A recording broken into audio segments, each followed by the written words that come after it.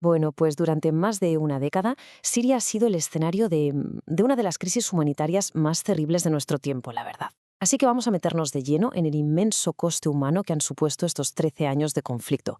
Veremos sus orígenes, claro, y también esas ondas expansivas que al final han llegado a todo el mundo. Fijaos en esta frase. Es de un sirio que pudo volver a casa después de 10 años. Y es que aquí se condensa todo, ¿no? La esperanza y a la vez la desesperación de millones de personas. Por eso mismo, hoy vamos a intentar ir un poco más allá de las cifras frías, para entender de verdad las historias, las vidas que se esconden detrás. Vamos a empezar por lo más básico de todo, la comida.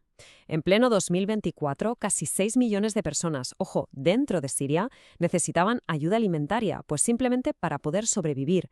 Es que algo tan fundamental se ha convertido literalmente en un lujo. Y claro, si hablamos del presente, ¿qué pasa con el futuro?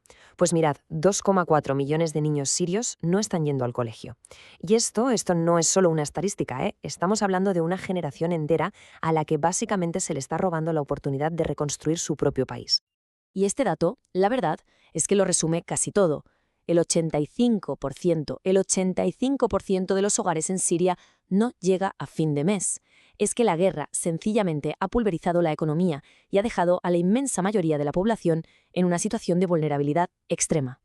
Vale, estas cifras nos dan una idea del impacto brutal y directo en la gente. Pero la gran pregunta es, ¿cómo se ha podido llegar a este punto? Vamos a ver ahora cuáles fueron las causas y las consecuencias que acabaron transformando lo que empezó como un conflicto interno en una crisis a escala mundial.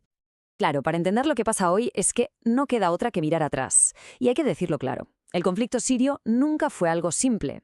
Sus raíces son muy profundas y se mezclan con la historia de toda la región y, por supuesto, con los intereses de un montón de potencias mundiales. La historia de Siria es, en esencia, la de un cruce de caminos, un lugar estratégico que ha sido codiciado por imperios durante siglos. Pensemos, desde el Imperio Otomano hasta ese rediseño de fronteras que hicieron Francia y Gran Bretaña a su antojo. Si a eso le sumamos décadas y décadas de un gobierno autoritario, el de la familia Al-Assad, pues teníamos el cóctel perfecto, una sociedad llena de tensiones que estaba literalmente a punto de estallar. Y entonces, en 2011, saltó la chispa. Al calor de la primavera árabe, miles de sirios salieron a la calle. ¿Qué pedían? Democracia, pero la respuesta del gobierno fue una represión brutal. Y esa represión fue lo que transformó unas protestas que eran pacíficas en una insurrección armada. Y de ahí a una guerra civil absolutamente devastador. Y es aquí donde la cosa se complica, pero de verdad. Porque esto nunca fue una simple guerra de gobierno contra rebeldes. A ver, por un lado teníamos al régimen de Al-Assad, que pertenece a la minoría alawita, una rama del chiismo, y que contaba con el apoyo de Rusia e Irán. Y por el otro lado, una oposición que era mayoritariamente suní, pero que estaba súper dividida. Había de todo, desde facciones más moderadas apoyadas por Estados Unidos hasta grupos islamistas radicales con el respaldo de potencias suníes como Turquía o Arabia Saudí. Vamos, que la guerra civil se convirtió en un auténtico tablero de ajedrez global. Y claro, con este nivel de violencia, ¿cuál fue el resultado inevitable? Pues un desplazamiento masivo de personas. Vamos a ver ahora cómo esa huida desesperada provocó la mayor crisis de refugiados desde la Segunda Guerra Mundial y cómo puso una presión de verdad inaguantable sobre los países vecinos. La escala del éxodo fue, si es que es difícil de imaginar. En solo 4 años, más de 4 millones de sirios tuvieron que cruzar las fronteras. Y ojo, que esto es clave para entenderlo todo. Al principio no se fueron a Europa. Su primer refugio fue Turquía, Líbano y Jordania, países que, de la noche a la mañana, tuvieron que hacerse cargo de millones de personas. Y estas imágenes nos ayudan a ponerle cara a esos números, a ver la realidad que hay detrás. Campos como el de Azraq o el de Zaatari en Jordania se convirtieron de la nada en ciudades improvisadas, ciudades que albergaban a cientos de miles de personas en unas condiciones, pues eso, extremadamente difíciles. La presión sobre estos países fue, como decíamos, inmensa. Pensemos en el Líbano, por ejemplo, que de repente vio cómo su población aumentaba en 1/3, o Turquía, que acogió a casi 2 millones de personas. Claro, esto desbordó por completo los servicios públicos, las escuelas, los hospitales, los mercados de trabajo, y lógicamente creó unas tensiones sociales y económicas gravísimas. Así que tenemos a los países vecinos completamente desbordados y, mientras tanto, en Siria no se veía ninguna solución en el horizonte. La crisis estaba a punto de entrar en una fase totalmente nueva. Porque la desesperación empujó a muchísima gente a mirar todavía más lejos, hacia Europa. Llegamos a 2015 y la esperanza sencillamente se había agotado. Las condiciones en los campos de refugiados eran cada vez peores, la ayuda internacional no llegaba, era insuficiente, así que muchísimos sirios tomaron una decisión desesperada: emprender el viaje, un viaje peligrosísimo hacia Europa, arriesgarlo todo, incluso sus propias vidas en el Mediterráneo, buscando solo una cosa: seguridad y un futuro. Y el impacto de esa decisión fue masivo. Mirad las cifras. Las solicitudes de asilo en la Unión Europea se multiplicaron por 4 en solo 3 años. Pasamos de unas 300.000 en 2012 a más de 1.300.000 en 2015.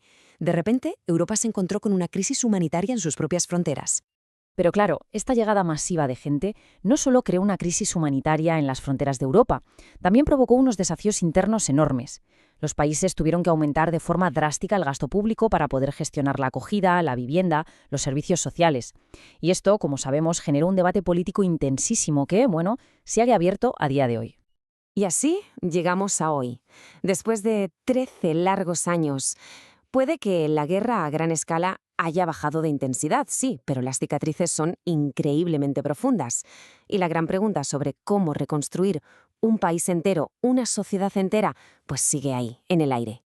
Las cifras actuales, la verdad, pintan un panorama desolador. Fijaos, el 40% de los hospitales y centros de salud no funcionan. 7.000 escuelas han sido destruidas desde que empezó todo. Y por si fuera poco, de toda la ayuda humanitaria que se necesita para sostener a la población, apenas se está financiando un 30%. O sea que una cosa es la paz sobre el papel y otra muy distinta la recuperación en el mundo real. Y esta frase es tremenda. Se dijo durante la respuesta al terremoto de 2023 y revela hasta qué punto el conflicto lo envenena todo. Porque incluso la ayuda humanitaria se politizó. Se acusó al gobierno de bloquear la asistencia a zonas que estaban controladas por la oposición. O sea que ni siquiera en medio de una catástrofe natural, la guerra dejó de cobrarse su precio. La guerra en Siria parece haber entrado en una fase nueva, sí, con un régimen más débil y un futuro totalmente incierto. Pero la pregunta de fondo sigue siendo la misma.